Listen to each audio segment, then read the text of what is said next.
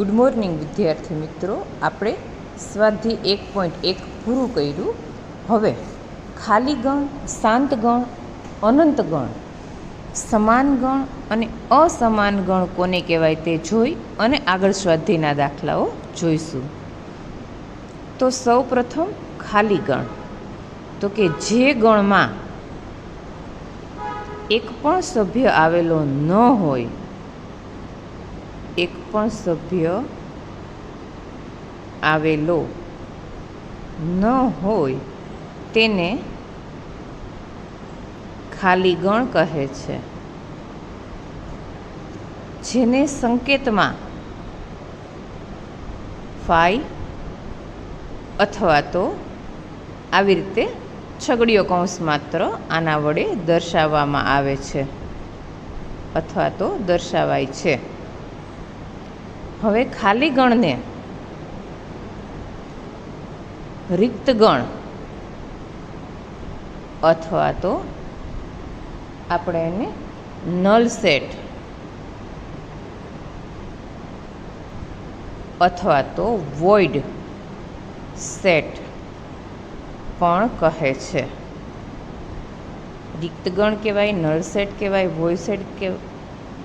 Void set કહેવાય અથવા તો એને એમ્પ્ટી સેટ પણ કહેવામાં આવે છે અથવા EMPTY એમ્પ્ટી સેટ પણ કહે છે.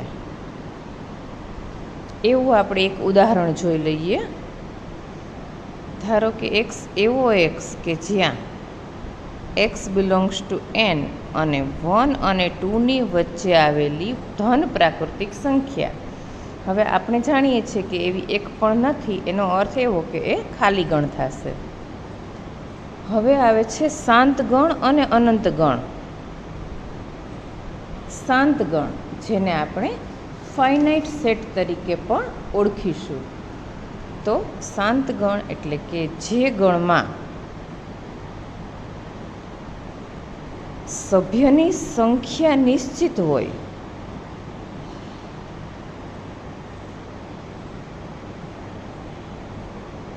તેવા ગણને શાંત ગણ કહે છે.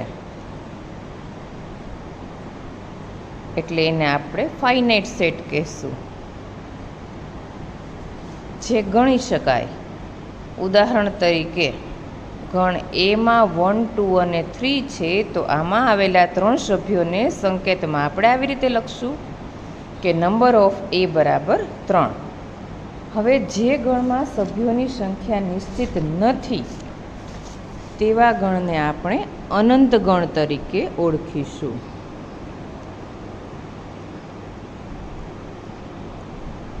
જે ગણમાં સભ્યોની સંખ્યા નિશ્ચિત નથી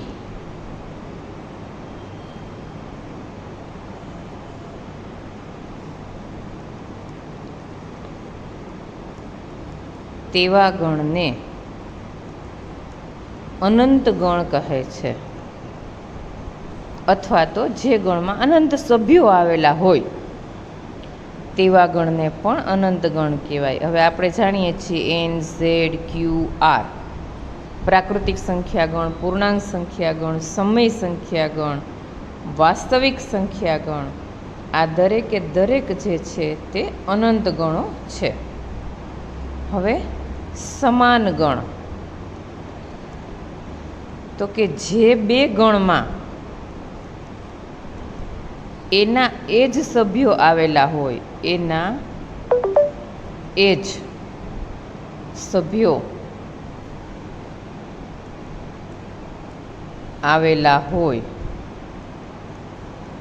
તેવા ગણને સમાન ગણ કહે છે.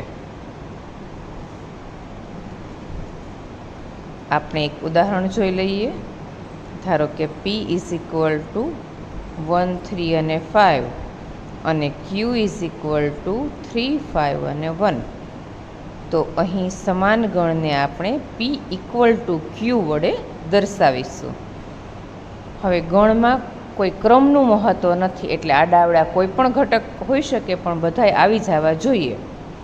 સમાન ગણ એટલે એને આપણે ઇક્વલ સેટ તરીકે ઓળખીશું. અનંત ગણ એટલે ઇન્ફિનિટિવ સેટ અથવા તો ઇન્ફાઇનાઇટ સેટ. હવે સમાન ગણની આપણે બીજી વ્યાખ્યા એવી રીતે પણ આપી શકીએ કે જો પી ઉપગણ ક્યુ અને ક્યુ ઉપગણ પી હોય તો અને તો જ પી ઇઝ ઇક્વલ ટુ ક્યુ. થિયરીની રીતે ઘણી વખત આવી રીતે પણ સાબિત કરવામાં આવે છે કે બંને ઘટકો સમાન હોવા માટે એકબીજાના આપણે ઉપગણ બતાવીએ છીએ. તો આ સમાન ગણ હોવા માટેનું ઉદાહરણ થયું. હવે જો સમાન ન હોય તો તે અસમાન હોય. અસમાન ગણ એટલે અનઇક્વલ સેટ. જો બે ગણ સમાન ન હોય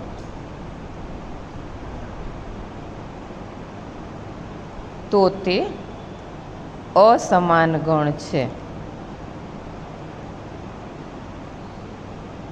અથવા તો અસમાન ગણો છે તેમ કહેવાય. અનઇક્વલ સેટ તરીકે આપણે એને ઓળખીશું. હવે એક બીજી બાબત પણ આપણે અગાઉ ભણી ગયા છે તેને ધ્યાનમાં લઈ લઈએ. એક બીજું એવું ઉદાહરણ આપીએ. ધારો કે આપણે આવું કહીએ કે a ઇઝ ઇક્વલ ટુ 1 2 3 અને b ઇઝ ઇક્વલ ટુ 4 5 અને 6.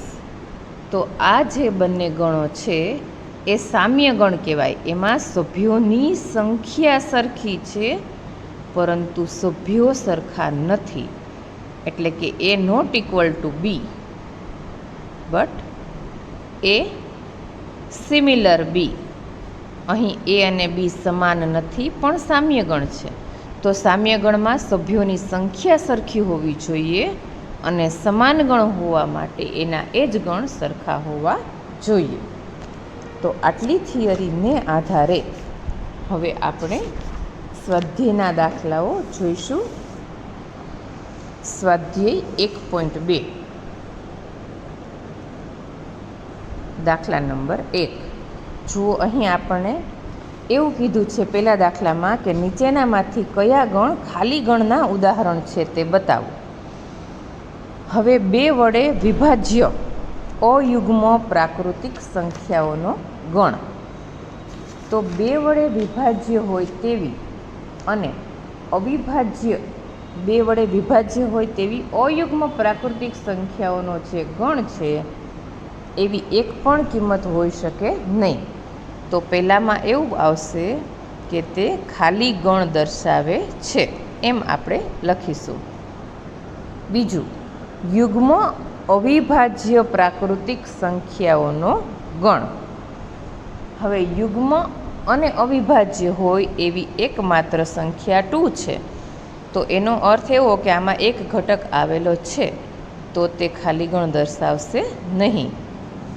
ત્રીજું જોઈએ તો એક્સ પ્રાકૃતિક સંખ્યા એવી કીધી છે કે જે 5 કરતાં નાની હોય અને 7 કરતાં મોટી. જો એકદમ સરળતાથી આપણે જે જોઈએ છે એ જ લખીએ તો 5 કરતાં મોટી એટલે આ સાઈડ અને 7 કરતાં નાની. તો એવી આપણને અહીં એક કિંમત મળે છે કે જે કિંમત 5થી અહીંયા આપણને એમ કીધું છે કે 5 કરતાં નાની અને 7 કરતાં મોટી. તો આપણે આવી રીતે દર્શાવીએ. ફરીથી એક વખત, આ 0 છે, ધારો કે આ 5 આ 7. 5 કરતાં નાની એટલે આ બાજુની બધી, 7 કરતાં મોટી એટલે આ સાઈડની. તો બંને વચ્ચે એક પણ ઘટક જોવા મળશે નહીં કે જે આપણને બંનેમાં કોમન જોવા મળતો હોય. તો એનો અર્થ એવો છે કે તે ખાલી ગણ દર્શાવે છે એવું આપણે અહીં કહીશું. ચોથું જોઈએ તો વાય એવો વાય કે વાય એ બે ભિન્ન સમાંતર રેખાઓનું સામાન્ય બિંદુ. હવે કોઈ પણ બે ભિન્ન સમાંતર રેખાઓ આપણે L1 અને L2 લીધા તો એનું સામાન્ય બિંદુ ક્યારેય ન મળે, કારણ કે આપણે સમાંતર રેખાની વ્યાખ્યા જાણીએ છીએ. તો એનો અર્થ એવો કે તે ખાલી ગણ દર્શાવે છે એવું આપણે અહીં કહી શકીએ. બીજા દાખલામાં જોઈએ તો નીચેના ગણમાંથી કયા ગણ શાંત ગણ અને કયા ગણ અનંત ગણ છે તેવું અહીં આપણે કહેવાનું છે. તો પેલું વરસના મહિનાઓનો ગણ. હવે વરસના મહિનાઓનો ગણ આપણને ખબર છે કે જાન્યુઆરીથી ચાલુ કરી અને ફેબ્રુઆરી સુધી એટલે ડિસેમ્બર